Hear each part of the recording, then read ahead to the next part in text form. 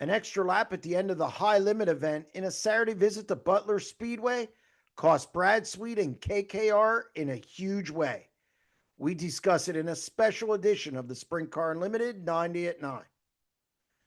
Social media lit up a bit Saturday night when it came across Twitter, yes, I refuse to call it X, that Brad Sweet was disqualified from the 30-lap main event. His third place finish was negated. He was dropped to 25th in the final rundown, and all of the people who say that Sweet gets preferential treatment with that series were silenced. But the story isn't that simple. It never is. If you were watching the Flow Racing broadcast, Sweet was third when he crossed under the white flag. The checkered was thrown after another lap, and Sweet was nowhere in sight after suffering a right rear flat tire and falling down through the order. Here's the weird part.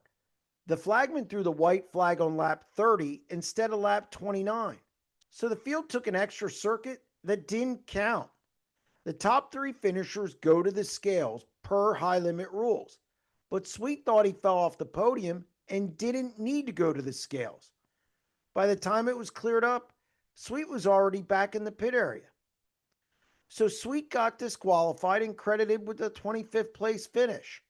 According to series director Mike Hess, he was outside of the press box because he couldn't see out of the windows. So he wasn't near the computer that counted laps, and he was unaware of the extra circuit. The big reason that Sweet was disqualified was because officials lost sight of his car in the pit area.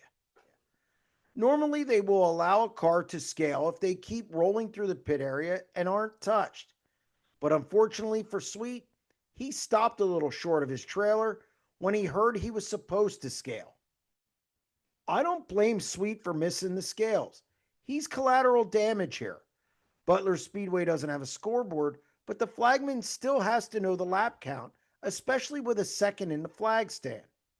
High limit officials also need to have a failsafe in place if Hess isn't in the booth or has to step out.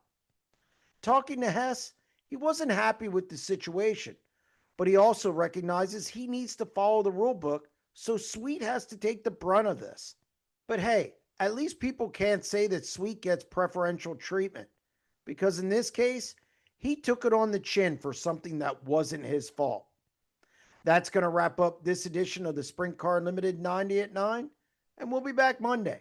Stay tuned.